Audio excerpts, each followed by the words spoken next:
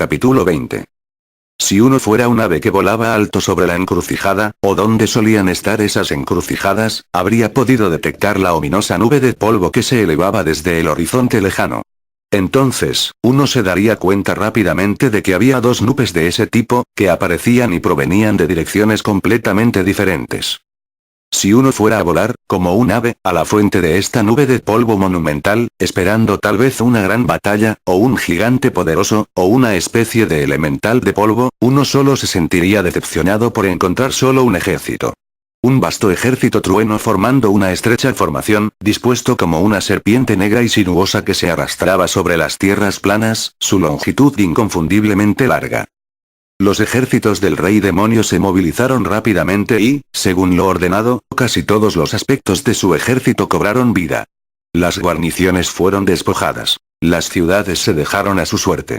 La ciudad capital se cerró después de que su propia guarnición de élite había marchado, y eran las primeras líneas, la cabeza de la serpiente, la punta de la lanza. Cerca de todos estos en el ejército no había humanos. Si había algún humano presente en el número, entonces se usaban en manadas para arrastrar enormes máquinas de guerra, o se mantenían en jaulas y eran arrastrados por sus compañeros para asegurar que los más voraces soldados devoradores de hombres fueran alimentados. Este gran ejército, lleno de la riqueza y la prosperidad que el rey demonio les había proporcionado, siempre estaba ansioso por complacer a su maestro, que también jugaba bien en su propia naturaleza sedienta de sangre natural. Aún así, aún quedaban algunas preguntas. Un poco de duda se apoderó de sus mentes. Uno podía verlo en los pequeños susurros que los soldados daban a sus compañeros en las formaciones. Las expresiones reveladoras de asombro y confusión que se produjeron al ser movilizadas de esta manera, y en un número tan grande. Ni siquiera las escaramuzas con la reina de la noche habían necesitado tal respuesta, que era preocupante en sí misma. Montados detrás de ellos en enormes palanquines nacidos por un centenar de humanos estaban sus comandantes, que también pensaban en tales dudas. A diferencia de sus subordinados, fueron más capaces de discutir las extrañas instrucciones del rey demonio por sí mismos. Lo más importante en sus mentes era la preocupación de algún tipo de compromiso masivo, en particular con las legiones no muertas de la reina nocturna, que sabían que también se habían movilizado en gran número. Tal vez el rey demonio finalmente se había cansado del estancamiento entre las dos naciones, y ahora se había decidido por una guerra total. De ser así, eso no explicaba las órdenes que HQ había entregado. Debían marchar, con toda prisa, hacia la dirección de la encrucijada. Era un lugar extraño para una batalla campal, particularmente cuando no hace mucho tiempo se había visto un acontecimiento extraño aquí durante la noche. Quizás entonces, algunos señalaron, que no era para luchar contra la reina de la noche, sino para enfrentarse a algún tipo de entidad o fuerza en el Dread Forest. El rey demonio deseaba luchar, algo que requería que todo el reino se levantara. Cualquiera que sea el caso, los demonios más poderosos del rey demonio no estaban dando ninguna otra orden. Tampoco se podían encontrar en la actualidad. De alguna manera, habían elegido desaparecer de las filas del ejército, tal vez en algún otro recado importante para el rey demonio. Al otro lado de la frontera, debajo de la nube de polvo, marchaban las desordenadas hordas de la reina de la noche. Aunque carecían de cualquier apariencia de rango o orden, como su terrible matriarca, los rangos de muertos vivientes eran innumerables, y solo con esa cantidad de números extraían su fuerza implacable. Por su parte, los no muertos solo habían sido motivados para traer de vuelta el juguete rebelde que había sido colocado tan descuidadamente. Luego, hace apenas unas horas, al amanecer, se les unieron sus comandantes, oradores y líderes en la corte de la reina nocturna, señores y señoras de liches y vampiros que tomaban el mando personal de una corte de muertos. Aunque el ejército se movió como antes, se movieron con más propósito y urgencia ahora, siguiendo nuevas órdenes desde lo alto que no permitían ninguna pregunta. Los estados de ánimo mercuriales de la reina nocturna a menudo eran un placer de presenciar, especialmente cuando uno no era el centro actual de su atención asesina. Y cuando estalló en una rabieta salvaje y sin restricciones, como sucedió hoy, muchos de sus subordinados consideraron prudente pedir permiso para dirigir, aparentemente para escapar de su ira arbitraria. ¿Qué era tan importante en la encrucijada, aparte del juguete perdido, que requería esta reacción? ¿Fueron ellos para enfrentar su poder y sus muertos contra los secuaces del rey demonio? Fue un movimiento audaz, pero que todavía no tenía sentido. Por ahora, no había nada más que avanzar, dirigiendo su odio hacia cualquier enemigo que estuviera esperando en su camino. Fue así como marcharon estos dos ejércitos, directamente en la encrucijada del destino. Muchos murieron en el desastre ese día, cuando la ira de los dioses llovió sobre la ciudad y todos sus habitantes. Incluso murieron más esclavos, pisoteados sin ceremonias por sus odiosos y aterrorizados patrones, o aplastados de otro modo contra otros esclavos en la estampida loca que siguió. Entonces, algo cambió. Para aquellos que aún vivían, preguntándose, temerosos, ocurrió lo extraordinario, lo que les hizo cuestionar la naturaleza misma de la realidad tal como la veían. Lluvia. La lluvia caía de las nubes gruesas, donde antes solo había un cielo azul claro y despreocupado. La lluvia goteaba sobre los pequeños fuegos que habían estallado por toda la ciudad, apagándolos cómodamente bajo el aguacero. Por otro lado, también se lavó a través de los restos de los aplastados y mutilados, formando ríos de sangre para correr por las aceras, o gotear por un lado de un edificio. Los esclavos restantes se estremecieron bajo el frío toque de la lluvia, y la mayoría pensó que esta sería la libertad que deseaban. Preferirían morir bajo el cielo frío y lluvioso, que bajo las crueles ministraciones del capataz. Entonces, otro milagro ocurrió. Una luz brillante y cálida inundó los cuerpos de quienes aún vivían, y después de un momento de incomodidad, se encontraron flotando en algo increíblemente suave, como una almohada. Miraron a su alrededor, viendo a otros esclavos en la misma situación. Sus alrededores indicaban que ya no estaban en la ciudad. Así, ya no llovía. «Mira. Allí», alguien señaló. Allí pudieron ver la ciudad de Pero, en la lejanía. Si acababan de estar allí, ¿dónde estaba aquí? ¿Y qué demonios era esta cosa esponjosa en la que todos habían aterrizado? Alguien gritó. El instinto los hizo agacharse y retroceder, temblando. Los más valientes asomaron sus dedos y vieron un espectáculo que causó que el frío persistente de la lluvia se filtrara en sus almas. Unas 1000 personas de aspecto transparente estaban allí de pie, con los ojos brillando desde el brillo impío, sus formas parpadeaban como coraje en una noche oscura y tormentosa. Sus naturalezas espectrales se comprobaron cuando sus pies ni siquiera podían tocar el piso, algunos ni siquiera tenían ningún pie. Recorrieron todo el lugar como un ejército a punto de marchar. Y en medio de su macabra multitud, una aparición de la muerte estaba allí, vestida con una capa negra que parecía absorber toda la luz a su alrededor. Parecía ser su maestro, ya que cuando levantó el brazo para levantar un enorme bastón ornamentado en el aire, los fantasmas gritaron con tanta furia antes de volar, gritando como un rebaño de carroña. Se volvieron como el viento tempestuoso de una tormenta en dirección a Pero. Sus lamentos golpearon profundamente en los corazones de los esclavos, dejándolos temblando, paralizados. Si conocieran el mandato del ejército profano, habrían tenido aún más motivos para temer. A millas de distancia, en ese lejano infierno donde los esclavos acababan de ser salvados, la marcha fantasmal giraba como una tormenta. Actuaron como una sola entidad, descendiendo en picado como carroña sobre los habitantes abandonados dentro del edificio resbaladizo por la lluvia. Agarraron a los que aún vivían, llevándolos sobre los vientos y de regreso a sus amos. Algunos de los que estaban al borde de la muerte recibieron su misericordia final, con la lanza y la espada fantasmales que se hundían en los corazones tensos. Y los muertos humanos fueron llevados a cabo, a centenares. Hombres y mujeres, jóvenes y viejos, sus cuerpos en diferentes estados de condiciones. Estos se amontonaron, como ordenó el maestro, en un campo cercano a los esclavos vivos, y frente al campo donde se llevaron a los no humanos vivos.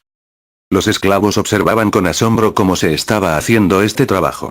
Algunos gritaron de dolor, reconociendo en este o aquel cuerpo roto a sus conocidos, a sus seres queridos, incluso a sus parientes. Está bien, creo que es suficiente, solución, dijo una voz. Los esclavos miraron hacia la fuente y sintieron horror en sus mentes. Ahí estaba una figura indistinta y llena de humo, como una pila de tinta viva del tamaño de un hombre. Las estrellas parecían florecer y morir dentro de su forma corpulenta, por cada segundo que contemplaban su forma. No tenía ojos. Sin embargo, habló, claro, al mando, como alguien al mando de su querida mascota. De repente, la superficie blanda debajo de ellos retrocedió. Se retorció y tembló, como si estuviera vivo. Después de que los esclavos cayeron al suelo, la masa de carne se retorció hacia la forma negra, antes de transformarse en algo vagamente humano. La figura negra levantó uno de sus brazos y palmeó el otro en la cabeza de forma irregular. buen trabajo, dijo el primero, y algo como un ronroneo surgió de él, como flema ectoplásmica en la garganta de un lich de tos. Luego, la forma se contrajo, se torció, se resolvió y se convirtió en el supervisor jefe de Pero, Solución Epsilon. Los esclavos chillaron como uno solo, pero su antiguo supervisor, de quien se decía que devoraba esclavos diariamente, incluso cada hora, no les prestaba atención. En cambio, recibió palmadas en la cabeza del hombre negro como lo haría un gato, con mucho placer. Aquellos entre ellos que eran mucho más sabios, pensaron que era el silencioso gruñido de una bestia sedienta de sangre, que actualmente estaba saciada por su maestro. Los cielos no permiten que vuelva a tener hambre. Mientras tanto, una aparición aún más horrorosa vino flotando en el aire, sin obstáculos por su falta de alas.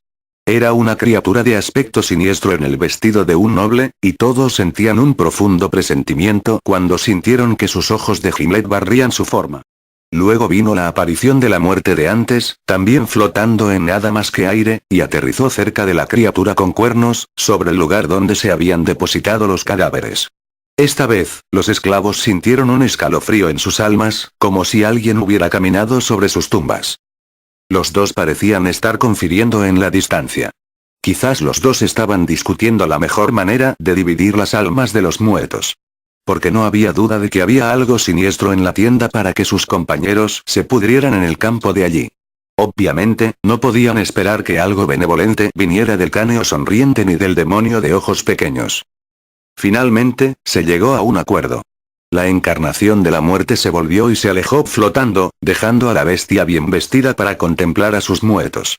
Entonces, levantó un brazo, y de él brilló una luz cegadora. Lo que siguió a continuación fue descrito en los anales de las naciones que pronto seguirían como el milagro de Pero. La mayoría de los muertos habían resucitado, reuniendo amigos y amantes entre los humanos abandonados. Por primera vez, sabían algo que casi habían olvidado en tanto tiempo. El dulce y sedoso rocío de la esperanza. Muchos de los esclavos no cuestionaron el extraño giro de los acontecimientos, solo que por una vez estuvieron libres de sus opresores, y que aquellos a quienes habían perdido en la tragedia habían regresado, en su totalidad. Pero hubo pocos que conservaron una pequeña perspicacia, que observaron al demonio elegantemente vestido con ojos sospechosos mientras se alejaba. Aunque no podían ver muy lejos, aún podían distinguirlo entre otros seres extraños. La forma oscura de antes, la encarnación de la muerte y luego otros dos. Se encontraron en el lado opuesto de la llanura, cerca de donde una multitud de no humanos estaban siendo acorralados por formas fantasmales. Durante mucho tiempo, sus aspirantes a salvadores se quedaron allí, aparentemente profundos en la discusión. Los pocos que observaban afirmaban muchas cosas. Que habían luchado, no, simplemente estaban eligiendo el camino correcto hacia adelante. Otros sugirieron que ya estaban decididos, y la única pregunta era cómo. Otros más reclamaron una combinación, o incluso todos ellos, en conjunto. Cualquiera que fuera el caso, fue mucho tiempo después de la resurrección antes de que sucediera algo. Los humanos se volvieron complacientes, pensando que el milagro los había absuelto de tener que actuar con cautela. La masacre en los desiertos de los Fildianos les mostró exactamente lo equivocados que estaban todos. En alguna señal oculta, la restricción se retiró, y las figuras fantasmales descendieron sobre aquellos a quienes habían salvado. Sus antiguos clientes, maestros y clientes fueron reducidos sin piedad en unos pocos segundos, mientras la sangre salpicaba tantas fuentes gloriosas. Luego, cuando el último había caído, una estrella cayó del cielo despejado sobre sus cadáveres, incendiando el suelo en un destello de fuego. Todos podían sentir la ráfaga de calor sobre ellos, incluso a cierta distancia. Los cadáveres se quemaron, y fue una misericordia que todos estuvieran muertos, o los gritos habrían sido imposibles de soportar. Solo el olor a carne quemada era suficiente para hacer que los esclavos sacaran los últimos vestigios de su insignificante comida. Después de algún tiempo, el fuego disminuyó, dejando un montón grande y humeante en el suelo. Ninguno de los cuerpos de sus antiguos patrones se pudo encontrar en esa área ennegrecida. Habían sido incinerados a cenizas, e incluso menos que eso. Simplemente se habían ido. Fue bastante difícil para Heroero concentrarse en la discusión en curso, estaban teniendo otro maldito debate, mientras que su atención estaba enfocada en su criada NPC, que él solo había personalizado hasta el primer Yggdrasil. Fue una maravilla verla, tocarla, contemplarla moverse con todos los gestos correctos que ninguna cantidad de IA podría replicar. ¿Qué pensarían sus jefes de él ahora, si les mostraba Solution Epsilon? Ella fue la primera, el verdadero ejemplo de una IA perfectamente programada. Aunque, técnicamente, la compañía que dirige Yggdrasil debería poseerla, probablemente. Así es como funcionó, legalmente. Bueno, él no se la estaba dando a ellos. Cualquiera de ellos ella era suya, el único consuelo en este extraño nuevo mundo. Necesitamos ropa adecuada y vivienda para todos. Exactamente. Pero no podemos simplemente darles nuestro equipo, Chagama-san. Estoy de acuerdo con el Guildmaster. Eso es como dar armas a los hombres de las cavernas solo para que no los maten los lobos en la noche. ¿Cómo es eso un problema? Entonces no morirán. Porque podríamos usarlo para nosotros mismos. De todos modos, estoy sometiendo esto a votación.